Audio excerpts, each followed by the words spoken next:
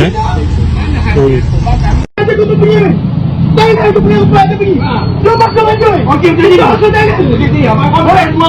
Kita pergi kita siapa semua kita tanya boleh. Apa tindakan berada? Saya angkat kita lagi baru. Semua jadi. Saya angkat ini semua tolong. Assalamualaikum warahmatullahi wabarakatuh. Dah selamat datang lagi ke channel saya, Jola channel kita. Oh, tengok tadi. Oh, kecoh jugalah. Okey,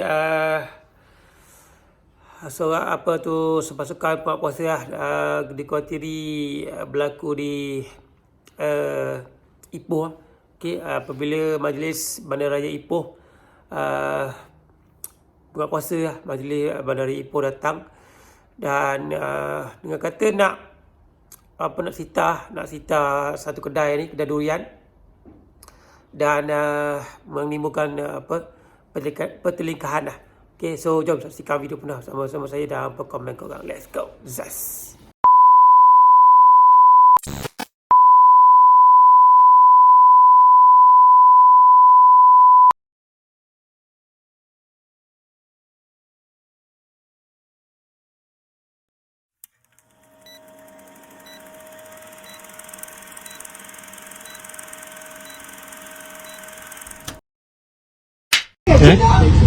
Ada aku pergi.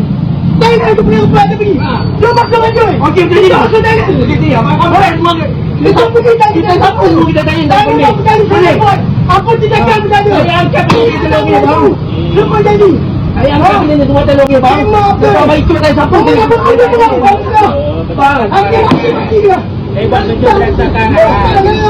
Kamu dah itu. Jangan cakap pasal ini. Ini arahan. Kamu jari datang ni dah habis mengecil ni. Bangsa aku makan banyak tu ni ke makan makanan. Ada keng hang. Dia semua untuk berkali pandai. Tak dapat. Habis orang minta aku nak dia. Masih lagi. Bisa jangan betul ni. Jangan semaju.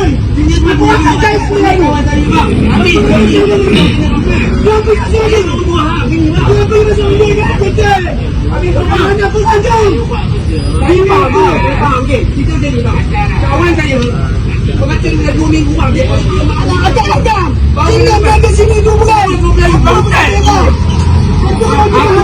Satu sekali dia nak kahwin. Apa benda ni? Tak rakaman kan? Ada aku pergi. Jangan aku punya ubat dia pergi. Dia masuk aja. Okey, jadi dah. Jadi abang boleh semua. Kita pergi kita siapa semua kita tanya boleh. Apa tindakan berada? Saya angkat kita lagi baru. Semua jadi. Saya angkat ini semua tolong dia bang. Kita baik ikut saya siapa. Bang. Okey, dia. Hebat tunjuk rasakan. Kamu dah itu. Jangan cakap pasal ini. Ini arahan. Kamu jari datang ni dah habis mengecil ni. Bangsa aku makan banyak tu ni ke makan makanan. Ada keng hang. Dia semua untuk berkali pandai. Tak dapat. Habis orang minta aku nak dia. Masih lagi. Bisa jangan betul ni. Jangan semaju. Aku akan cari lagi. Habis. Dia pergi. Habis mana pun saja. Saya faham ke? Kita jadi tak. Kawan saya pengacara dah 2 minggu dia. Ada. Sini berada sini 2 bulan. Satu sekali dia nak kahwin. Apa benda ni? Tak rakaman kan? Okay, so kau tengok video tu berdurasi dalam 2 minit. Okay, saya ulang 2 kali video tu. Okay, kejadian berlaku di Ipoh, di Manjoy katanya. Saya pun tak pasti, tapi daripada yang saya tengok, video ni dikongsikan oleh warga netizen dekat TikTok. Dan ada yang saya baca-baca komen tu yang mengatakan kedai tu berniaga di dekat dengan traffic light. Kedai traffic light dan mengakibatkan pengunjung-pengunjung ataupun pembeli-pembeli agak terpaksa untuk parking dan menghalang.